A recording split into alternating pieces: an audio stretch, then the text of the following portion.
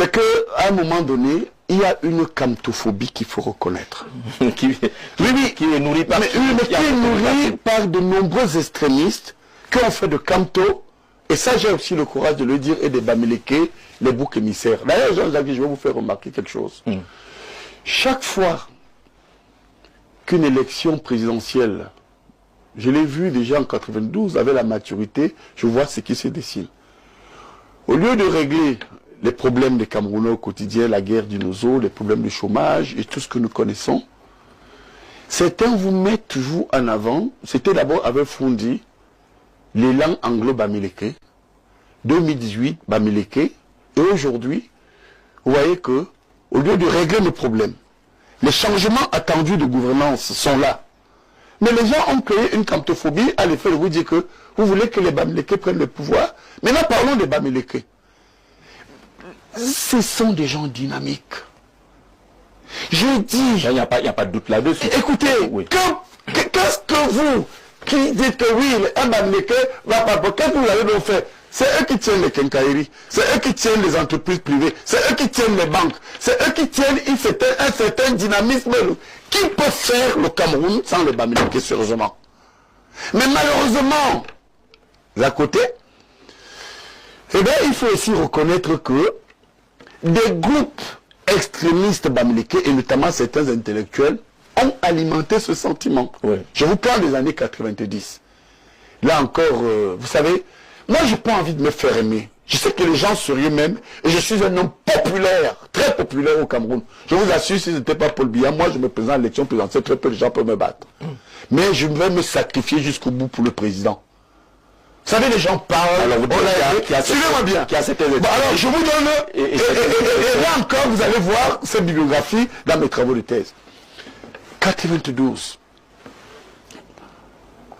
La société civile, association des taximans, TAFO, un Bamileke.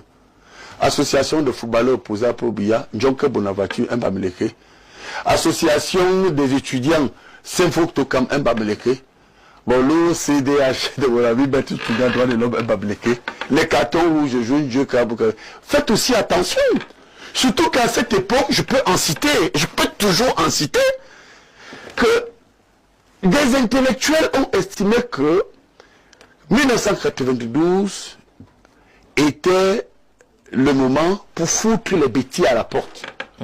Allez lire les journaux, notamment Challenge Hebdo, une coupure que j'ai encore, hein, de la Sainte Trinité. Même pas la Sainte Trinité, comment il s'appelle l'acteur en chef de Challenge Hebdo, là, qui est Littoral Hebdo aujourd'hui, son nom va me revenir. Eh bien, et qu'est-ce qu'il écrivait? Les bêtises sont bons à baiser les femmes, les bêtises, c'est le plantain, et la boisson, etc. Bon, alors vous voyez que, et des ouvrages ont accompagné cette dérive. Je vous les cite.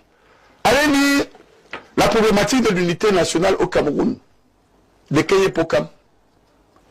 Au magistrat, il a même été vice-président de la cour d'appel. Il dit, les Bamileke, partout où ils sont, c'est là où il y a des dynamismes. Bon, et ils sortent de là. Allez lire l'ouvrage de Jean-Louis Dormeau, le dynamisme Bamileke. Alors vous voyez que quand ça revient dans ce Camto, vous savez, les paroles, les écrits restent, mais les paroles s'envolent. Il devient victime. Et c'est lui qui a été le préfacier, malheureusement, de l'ouvrage de Keye Pokam. Mais comment faire pour éliminer ce discours, ce repli identitaire, ces batailles tribales qu'on observe aujourd'hui? Comment on peut faire pour les éliminer? Il faut bien gouverner le Cameroun. Parce que vous voyez, les motifs d'un système qui, sur certains plans sectoriels, a mis le pays par terre,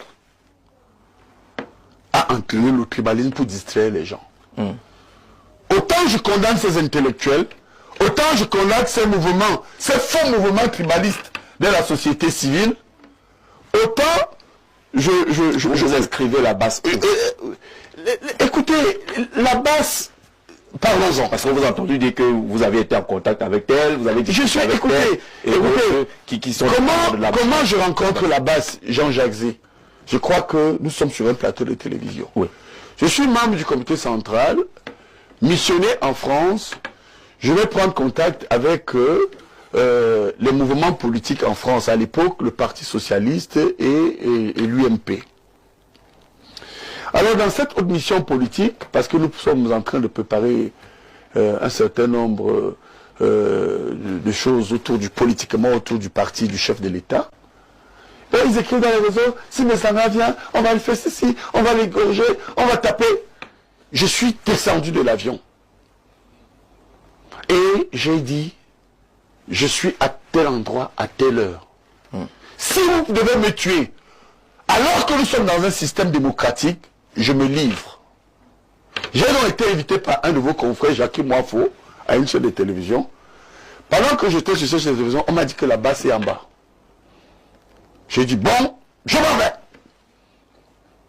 Et quand je suis sorti de cette émission, je vous assure, contrairement à ce qu'on dit, ils m'ont dit, professeur, nous vous écoutons, nous ne sommes pas contre vous, mais nous avons tout simplement voulu vous faire passer un message pour le président de la République.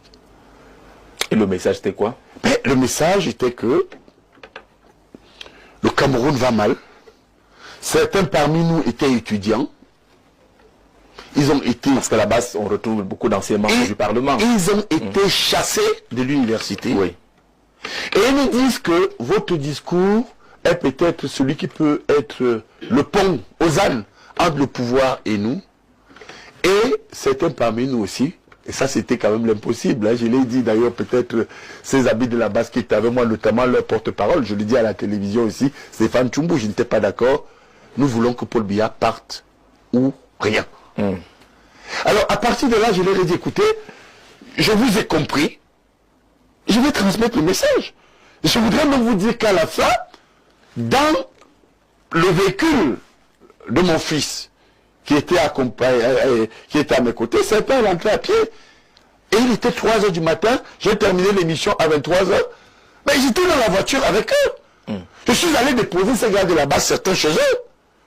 Nous nous sommes dit au revoir. Et je vais vous dire quelque chose. Les agissements actuels, vous qui les connaissez, oui. On ne vous a pas senti condamné fermement ces agissements? J'ai condamné. Oui. D'ailleurs, vous voulez que je vous fasse une confidence? Allez-y.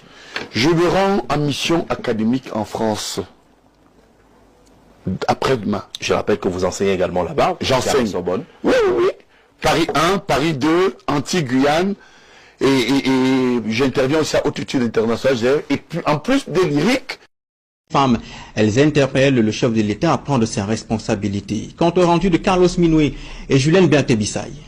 Il n'y a pas d'eau, il n'y a pas de lumière. Je suis à Douala. Depuis 1 h du matin, on a coupé la lumière. La lumière est revenue à 5 h du matin. Comment est-ce que quelqu'un peut se lever à 5 h du matin, aller travailler? Les commerçants vont fonctionner comment? C'est inacceptable. Tout en colère, c'est une militante RDPC, Adja Awa, qui dénonce les conditions de vie précaires des milliers de Camerounais. Originaire du Septentrion, elle s'indigne du mauvais état de la route nationale numéro 1, desservant les régions de l'Adamawa, le nord et l'extrême nord du pays. Vraiment, le Grand Nord ne peut pas aujourd'hui se développer parce qu'il n'y a pas de route. Et ce n'est pas une histoire seulement de 1 an, 2 ans, 3 ans. Ça dure des années aujourd'hui. Pour quitter Kousséri Maroua, des trucs que tu pouvais faire 3 h, 4 h du temps maximum, aujourd'hui tu quittes à 6 h du matin à Kousséri, tu arrives à Maroua vers les 23 h minuit. En compagnie de l'avocate maître Alice Com, Maximilienne Gambet, toute responsable du REDAC, et Issa Abiba de l'UPC, Dame Adja Awa s'insurge contre la malgouvernance et le laxisme du chef de l'État. Ces ministres bandits là, à col blanc là, si vraiment il faut les enlever. Il faut qu'ils quittent, qu'ils arrêtent de menacer le peuple, pas seulement ceci. Combien de populations souffrent du nord au sud?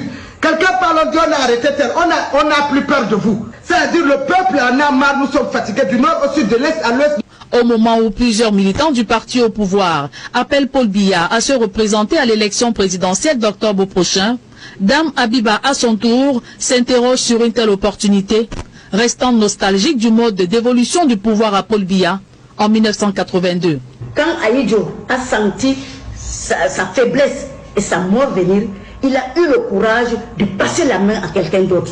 Il a laissé, et étant jeune en plus, pourquoi ceux qui ont reçu ne peuvent pas aussi faire la même chose? Moi, je ne comprends pas. Le pouvoir là, le pouvoir, c'est Dieu qui donne, certes.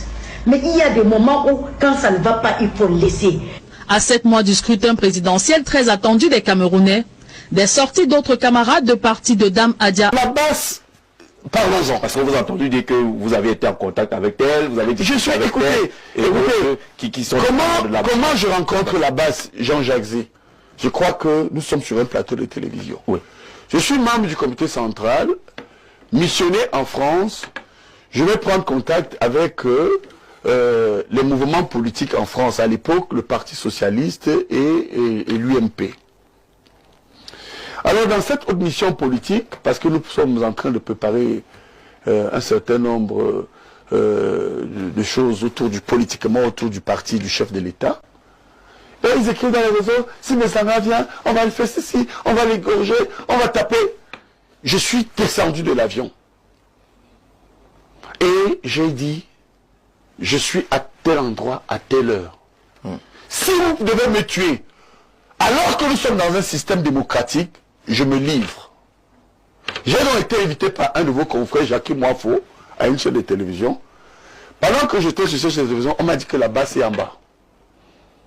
J'ai dit, bon, je m'en vais.